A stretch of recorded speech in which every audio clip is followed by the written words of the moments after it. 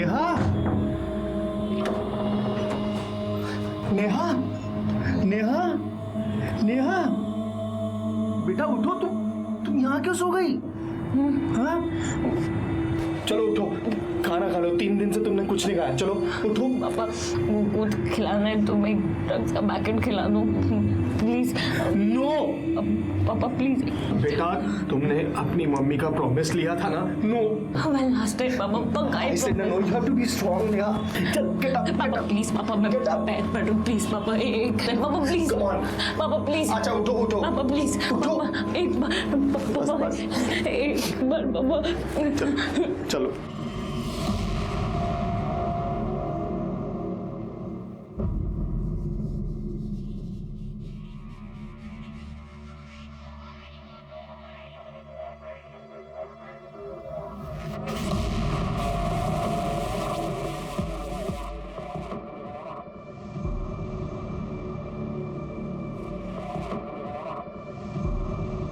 बैठो।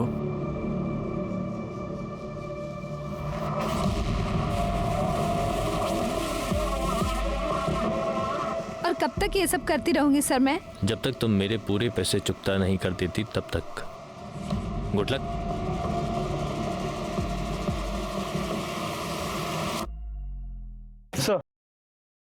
सर शालिनी की postmortem report, इसके मुताबिक उसके बॉडी में ड्रग्स के कोई भी ट्रेसेस नहीं मिले। मतलब ये शालिनी खुद ड्रग एडिक्ट नहीं थी, ये सिर्फ ड्रग बेचती थी। सर ये शालिनी के कॉल डिटेल्स रिकॉर्ड। ज़्यादातर वो अपनी माँ से बात करती थी, बाकी कुछ कॉल लैंडलाइन और सर्विस वाली कंपनी की है।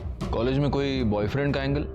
नहीं सर, शालिनी की कॉलेज में इमेज बहुत ही साफ सुथरी थी। उसकी माँ सही कह रही थी सर कि वो अपने काम से मतलब रखती थी। कॉलेज में कोई लफड़ा नहीं उसका। पार्टी बिर्टी कहते, डिस्को? नहीं सर, कॉलेज की किसी ने भी उसे पार्टी करते या पैसे उड़ाते नहीं देखा। सर मर्डर साइट पे जो अंगूठी हमें मिली थी उसे हमने आसपास के सभी ज्वेलरी शॉप में चेक करवाया, लेकिन वो वहाँ के किसी भी दुकान से खरीदी हुई नहीं है। इसका मतलब अब हमारे पास सिर्फ एक ही लीड बचता है और वो है ड्रग्स। अब ये शालिनी ड्रग्स खुद तो मैन्युफैक्चर करती नहीं होगी, कोई उसे सप्लाई करता होगा। एक काम करा मोरे, आपल्या सगळ्या खबरींना कामाला लावा ताबडतोब। सर बड़ा ही कॉम्प्लिकेटेड केस था शालिनी कुंडलिक का। एक मेरिटोरियस लड़की, क्लीन कैरेक्टर, कोई बॉयफ्रेंड नहीं, कोई एडिक्शन नहीं, ज्यादा पैसे खर्च करने की आदत नहीं, और ऐसी लड़की ड्रग पेडलिंग कर रही थी और अब उसका मर्डर हो गया था। उसे इस गुनाह की दस्तक तो मिली होगी जिसे उसने नजरअंदाज कर दिया होगा। हमें कुछ समझ नहीं आ रहा था कि आखिर ऐसी लड़की ड्रग पेडलिंग क्यों कर रही थी और अब किसने उसे मार दिया था। हाँ शोभा, हाँ मैं टिफिन खा लूंगा। अरे अब गोली खाने के बाद ही लूंगा ना मैं, अभी कैसे लूंगा? चलो हाँ तुम रखो फोन, रखो। हाँ ओके। सर जहाँ शालिनी का मर्डर हुआ था ये वही रहता है। उस एरिया में ड्रग्स कौन सप्लाई करता है? साहब वो पूरा इलाका उस्मान का है, लेकिन कभी वो सामने नहीं आता है, वो अंडरग्राउंड रहता है। उसका एक छोकरा है सचिन, वही पूरा काम संभालता है उसका।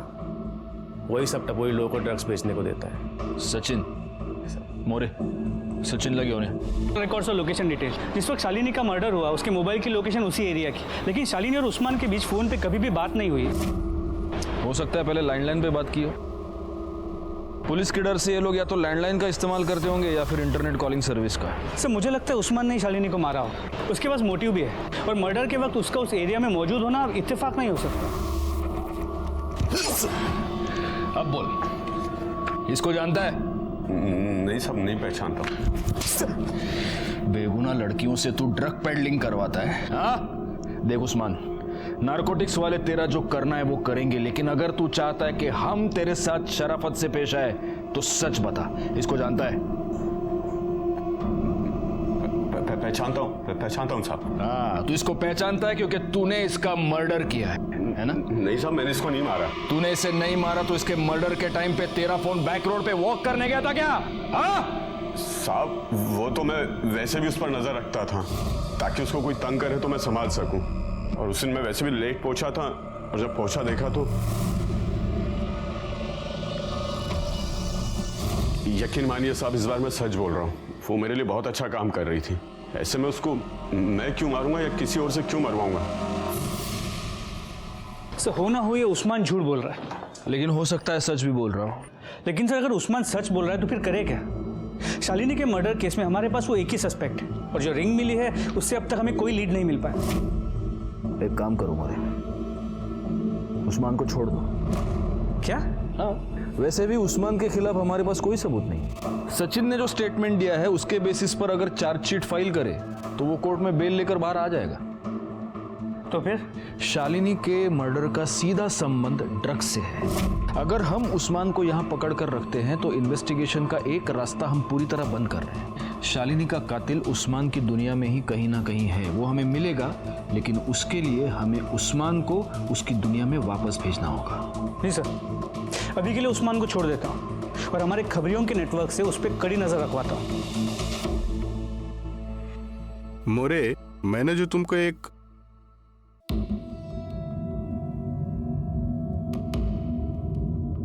तुम्ही इकडे क्या करूं साहब, नींद नहीं आती है। रात को उठ उठ के रोती हूँ मैं। पहले सारे मोहल्ले वाले मेरी बेटी जैसा बनना चाहते थे। आज जब उनको पता चला कि वो नशे का धंधा करती थी, आज वो लोग ही मेरे मुंह पे थू-थू करते। लेकिन मैं जानती हूँ मेरी बेटी निर्दोष है, उसको किसी ने जानबूझकर फंसाया है। देखिए, हम लोग छानबीन कर रहे हैं। छानबीन के बाद मेरी बेटी निर्दोष है ये साबित हो जाएगा ना? आपको विश्वास है ना अपनी बेटी पर, तो वो जरूर निर्दोष साबित होगी। बस मुझे उस दिन का इंतजार है। एक बार मेरी बेटी की सच्चाई पूरी दुनिया के सामने आ जाए, फिर मैं चैन से मर सकती हूँ।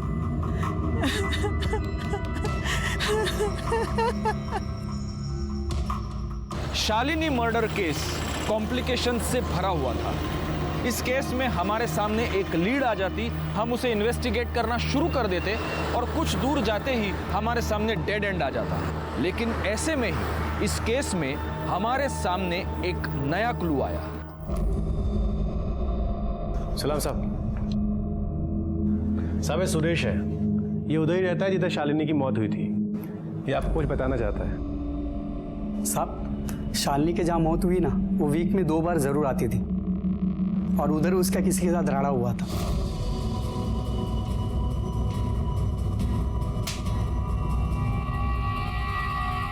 साहब, उसके बाद वो आदमी मुझे दिखा ही नहीं उधर। ये था वो? नहीं साहब। अगर मैं स्केच बनवाने को बोलूं तो स्केच बनवा सकते हो? साहब, स्केच बनवाना मुश्किल है, लेकिन साहब वो सामने आया तो उसको मैं पहचान लूंगा। ठीक है, अगर स्केच बनवाने की जरूरत पड़ी तो बुला लूंगा तुमको। साहब, एक और बात, जैसा शालिनी लाल दुपट्टा डाल के ड्रग्स बेचती थी, वैसे ही दूसरी लड़की लाल दुपट्टा डाल के ड्रग्स बेच रही है।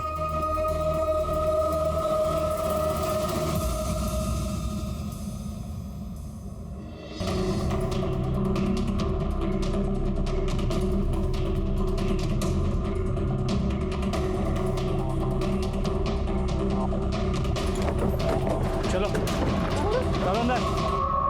सर, पहले सचिन मुझे ड्रग्स बेचने के लिए देता था और अब उस्मान डायरेक्टली मुझे ड्रग्स सप्लाई करता है।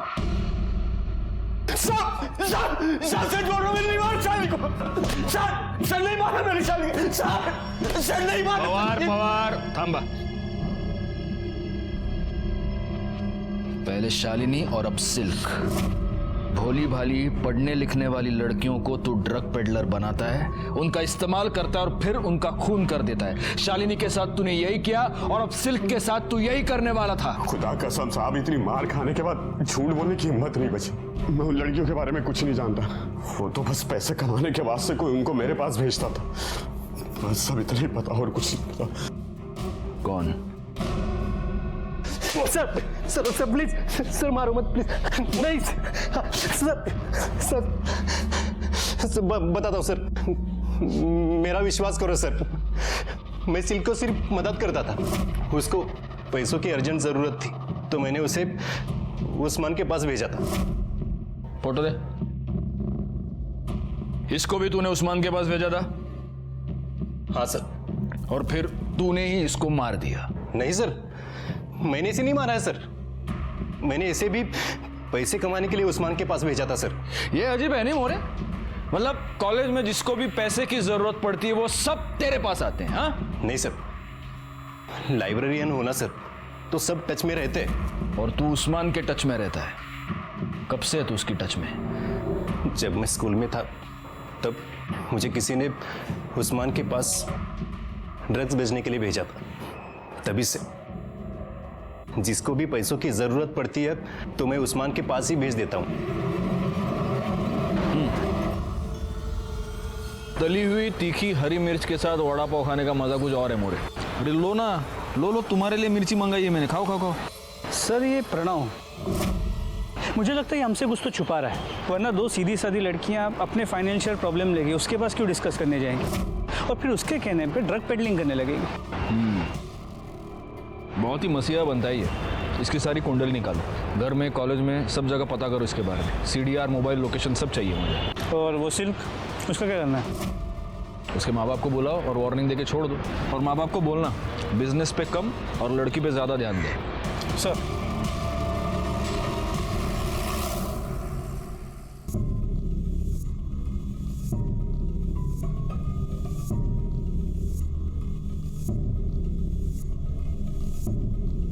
सर कुछ पेन ड्राइव और सीडीज मिली है। सर इसमें कॉलेज के डॉक्यूमेंट्स हैं। मतलब मैंने पूछा डॉक्यूमेंट्स है? सिर्फ कॉलेज के डॉक्यूमेंट्स। देखा सर सच में इसमें कुछ नहीं है सर। सर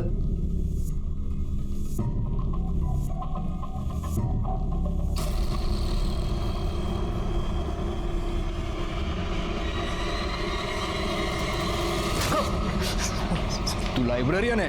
हाँ, लाइब्रेरियन का काम होता है विद्या को बांटना बढ़ाना, और तू लड़कियों का एक्सप्लॉयटेशन करता है। बता, सिल्क को तूने इस ड्रग पेडलिंग के दलदल में कैसे फंसाया, बता। सर मैं कॉलेज में क्वेश्चन पेपर लीक करता हूँ। पुराने स्टूडेंट्स को सबको पता है किसी ने सिल्क को मेरे पास भेजा। मैं ट्राई करता हूँ। एक्सक्यूज मी सर, मुझे वो स्टैटिस्टिक्स का क्वेश्चन पेपर चाहिए। कार बन गई। सिल्क को तो हमने बचा लिया, लेकिन शालिनी अपनी जान गंवा चुकी। गुनाह और गुनहगार एक ही कड़ी में बंधे हमारे इर्द गिर्द घूम रहे थे, लेकिन अब भी हम शालिनी के कातिल तक पहुंच नहीं पा रहे थे। और उसी वक्त इस मामले में एक नया ट्विस्ट हमारे सामने आया। हेलो, क्या? कहाँ पर? ठीक है हम पहुँचते हैं। सर एक इमरजेंसी केस।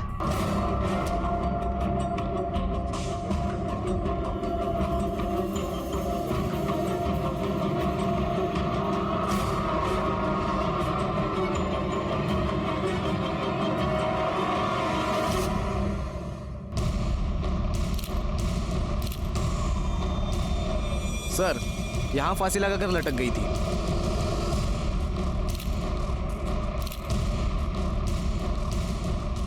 आपको इस सुसाइड के बारे में पता कैसे चला?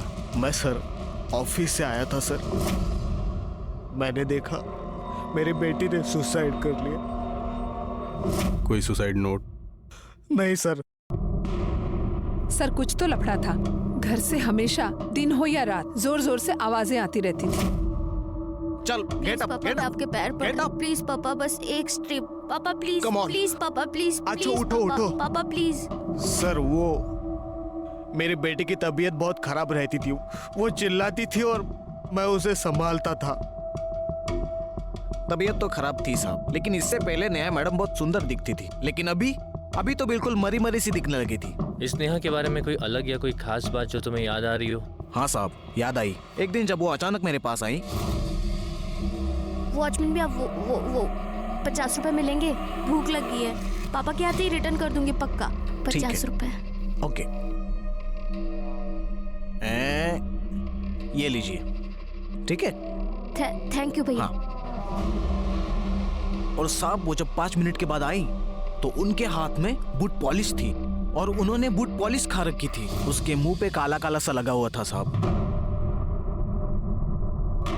जी मेरी बेटी ड्रग एडिक्ट थी और इसलिए गुस्से में आपने उसको इतना टॉर्चर किया कि उसने आत्महत्या कर ली? नहीं सर, बाप हूँ उसका। मैंने उसे बहुत समझाने की कोशिश की थी, लेकिन नहीं संभल पाई। वो मरी नहीं सर, ड्रग्स ने उसकी जान ली। क्या आप जानते हैं आपकी बेटी ड्रग्स कहाँ से लेती थी? नहीं सर। मोरे, फोटो दाखवा इन्ना। क्या आप इन लड़कियों को जानते हैं? क्योंकि आप जिस एरिया में रहते हैं वहां ड्रग्स का धंधा यही 2 लड़कियां करती हैं।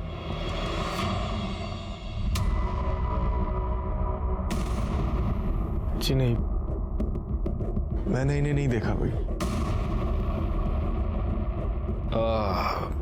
आप एक 5 मिनट बैठिए, हमें कुछ फॉर्मेलिटीज कंप्लीट करनी है, हम आते हैं। एक्सक्यूज अस। मोरे आओ।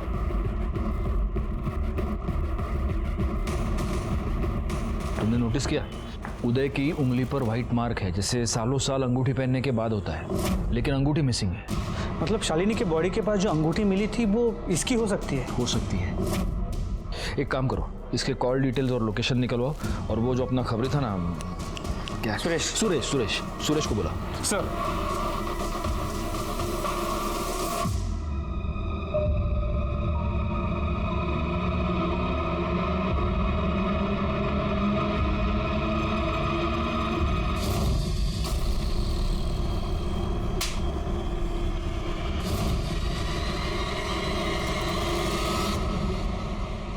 साहब, यही वो आदमी जिसका शालिनी के साथ लफड़ा हुआ था। सर, उदय के कॉल डिटेल्स और मोबाइल लोकेशन। या मोरे। सॉरी उदय जी, आपको वेट करना पड़ा। क्या हुआ, आपकी उंगली में कोई प्रॉब्लम? ओह, लगता है आपकी अंगूठी खो गई है। हाँ जी हाँ, वो आदत थी ना। और एक बार आदत पड़ जाए तो छूटना मुश्किल हो जाता है, नहीं? मुझे एक बात बताइए, कहीं ये तो नहीं है आपकी अंगूठी? देखिए। हाँ सर, यही मेरी अंगूठी है। लीजिए। आप पूछेंगे नहीं हमें ये अंगूठी कहाँ मिली? कहाँ से मिली? जहां पर शालिनी का मर्डर हुआ था वहां पर मिली। तो क्या अब आप हमें ये बताएंगे कि आपने शालिनी को क्यों मारा?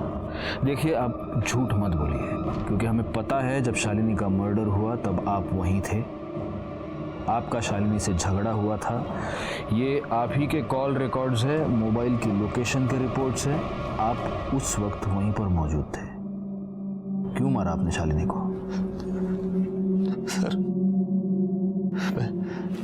मैंने शालिनी को मारा जरूर, लेकिन मैं उसे मारना नहीं चाहता था सर। नेहा को मैंने बहुत समझाने की कोशिश की थी सर। उसको नशे की लत लग गई थी। वो चोरी छुपे शालिनी के पास ड्रग्स लेने जाती थी। लड़कियों को ड्रग्स बेचती है, शर्म नहीं आती तुझे? मेरी बेटी को बर्बाद करना चाहती है। आज के बाद उसके आसपास भी नजर आई ना तो छोड़ूंगा नहीं तुझे। मैंने शालिनी को जाके धमकाया कि वो नेहा को ड्रग्स नहीं देगी, लेकिन उसने ऐसा नहीं किया सर।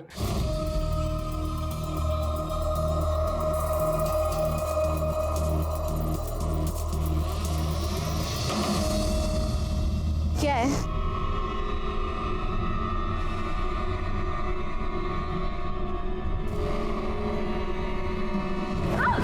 तुझे मना किया था ना।